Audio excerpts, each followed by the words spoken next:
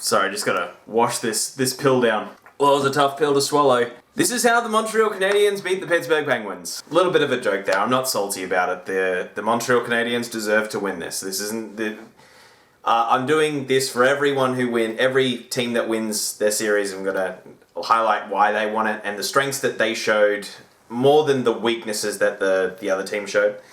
Because it's meant to be their video. It's their video about them. So you're not going to get a salty Penguins fan, even though I am a little bit salty and a Penguins fan. You're not going to get that this video. So let's run through it, shall we? We'll start with the Penguins and then we'll move into the Montreal Canadiens. I think that with the other two series that I've done, which is the Flames and the Hurricanes, and I've got 4 to do today because there's a lot of eliminated teams today. Thanks NHL for your great schedule, stopping me from sleeping. The Penguins looked like a team that had simmed this 10 times in NHL 20 and knew that they were going to win this series. And expected to win this series. And credit for Montreal for not letting them. That's the best way that I can put it from a Penguin standpoint. They played like an entitled group of college frat boys that wanted this handed to them on a silver platter. Montreal said, this is not going to be easy. It's not going to be the easiest thing that you've ever done. It's not going to be like all the predictions and everything what everyone's saying. You'll need to fight for the ice. You'll need to, work hard to get goals. And at a bare minimum, that's the standard that we're gonna play at. You want to beat us, it's not going to be easy. And that was probably their mindset coming in. They had nothing to lose, right? So pride was on the line. From before game 1, and this is what you always got to think about these underdog teams, is that they always they're never just going to roll over and die. They're not going to be like, you're right, you did finish higher than us in the standings, here is your win. There you go, sir, thanks a lot. You need to earn that win. And yeah, some teams can make that look easy. Carolina Hurricanes versus the Rangers comes to mind. That Hurricanes made that look easy, but if you look down at their goals, they're working very hard for them. Penguins did not. And credit for Montreal for coming in with everything going on with COVID, with everything, all the talk into the series and going, no, we're going to make them work for it. We're at least going to stand up and make them play for this series. They haven't had a good year, and their work ethic was second to none. That pretty much led to them winning the series. In a nutshell. Obviously, there's a lot more to talk about than just that. Their defense was pretty good. It was very mobile. They got very key goals from Petrie, who had 2 game-winning goals in this series, by the way. So keep that on your mind. Weber scored as well. He got 2 goals. So yeah, they were able to get good scoring from their defense, which always helps. A few of the forwards are annoying. The younger forwards really stood up. Suzuki, Kotkaniemi played really well. They played really well for players that didn't have the best regular seasons and were rookies when it comes to playoffs. They played really well. They really put their stamp on this series and again, made the Penguins work. Gallagher was hard to play against. A player that I was really impressed with was Danault. From game 1 all the way over. Sure, he didn't score a bunch, but he really shut down forwards. Whenever Malkin was on the ice with him, he couldn't get free. And Malkin was a real issue this series and has kind of been an issue for the last 2 years. But, I mean, there'll be a video of the recap of the Penguin season and all the teams that have been eliminated. So if you're interested in that, hit the subscribe button if you haven't subscribed. Very interested, was very happy with the way Danault played. I think that was another key point in this series. Weiss played quite well. They really were just... Everyone in the forwards did their job. Byron scored a couple of handy goals. Lehkonen got that goal right at the end, which was the real dagger that just killed this Penguins fan at 8 a.m. in Australia. Jesus, that was a big cough. They were able to play their game towards the end of this series. They were able to actually play speedy hockey and be confident that they would be able to deal with everything in the backside, and that's what they did. Of course, goes without saying, Price was the best player in this series. But no, you look at game 1, that game that they won, they probably had no right winning that game. If I'm to be honest. Yeah, the Penguins put their foot off the gas, but just that start of that game, and even game 2, I mean, the scores in both of those games could have been 2-0, 3-0. And you're done. Like, seriously, you're done. Like, that's a completely different game 2 then if you come back from that, 3-0 loss. the Penguins are all, they've got their peacock feathers up, they're putting their chest out, they're strutting, and that's when this Pittsburgh Penguins team is on. They are on. They are absolutely killer. They're one of the best in the league. If you can put that seed of doubt in their mind, they're not. And we saw that.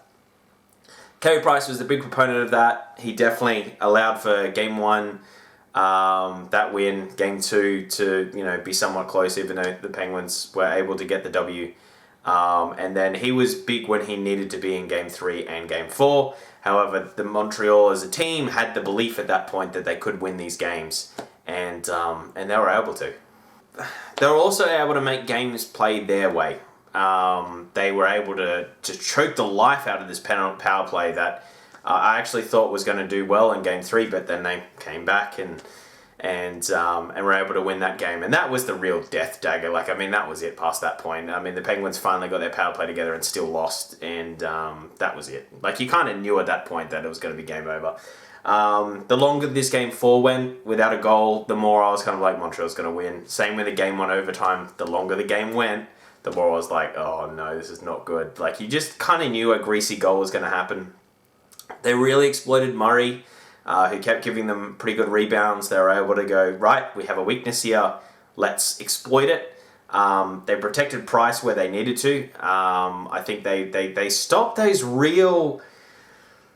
The one thing this season is they allowed a lot of shots from the slot, where they just had a little bit of time and space to be able to shoot a puck and get that in. The power play goal that Zucker scored in Game 3, reminiscent of goals that they gave up quite often. Not this time. Not this time. They really took that away, and they made the Penguins kind of make that extra move or do something extra, and then, if that extra thing's saved, then all of a sudden it's like, well, what do we need to do? What do we need to do to score? And this is where this Canadian team played out of their skins to be able to win this. If you're a Montreal fan, then unfortunately I'm going to be the bearer of bad news. This is probably it for this team. I could be wrong. I thought the Penguins would sweep this team, so I could be wrong, but especially if they end up coming against the Flyers. It's either Flyers or Tampa, but I think the Flyers are the team that you want to avoid. I just can't imagine that they're going to beat the Flyers or Tampa, to be honest. But, this is a massive win for this franchise. There was a lot of question marks with some players like Weber and Price, who are on big contracts that are going for a while. And it's good to see that, they can step up in a massive series and it's not all over for them. So, and then you also showed people like Nick Suzuki, Lettinen, going that extra step. It sucks about Lafreniere. It really does, but... the chance of getting him wasn't super high, so you'd rather, move on, get the money into the club that you can get from, moving on and obviously getting TV ratings, stuff like that, and also getting more playoff experience for some of these players. Max Domi, another player, I know he was low on the lines, but he did his job perfectly. Amir played pretty well. They just go up and down this roster, and it's just everyone that just did their job. And I definitely can't say that about the Penguins, and again, that video is coming out, and I'll be reviewing Game 4 as well, but, you got to be happy about what this team was able to do. And this probably saves Marc Bergevin's job. He might have been on the outs or looking that way. I think this might save him. This actually might save him. I also got Romanov coming next year. It's looking better and better for this team than it was... even a few months ago, before the pause. It was really looking bad for this team. They're just to know that there is something to this team. There's a lot of work to be done. The future can be bright here. So, I'm kind of looking forward to see what happens in Montreal going forward. I just hope they don't sacrifice the future because they think right now that they can win on the back of what happened with the Penguins. That would be very folly. But yes, all credit to you. Montreal deserved that win. It wasn't fluke. It wasn't luck. There are some salty Penguins fans that are saying it was lucky if you ran the series 99 times. Montreal wins once. Well, if you run this series once, Montreal wins once. Because we've seen it happen. So, they played very well. They deserved the win. The Penguins were poor, but Montreal made them look poor. It's not because... And that's the crux of it. They did their job well. They got great solid goaltending. Cool, no one thought that was going to happen. Everyone thought Price was done a few years ago. They got some offense when they needed it. That's what you need to do. You just need to win games. You just need to score more goals than the other team when that buzzer goes off. They were able to do that. I know it's simple, but that's what this team was able to do. And they had a plan. They sucked the life out of the Penguins. I'm a bit worried that sort of a trap style is starting to sneak in because Arizona was able to win with that. So a little bit worried about that. But yeah, I have a feeling that for this team, their road is done. But it's great for the fans. It's great for the future development of some of these players. It's great for Price's confidence.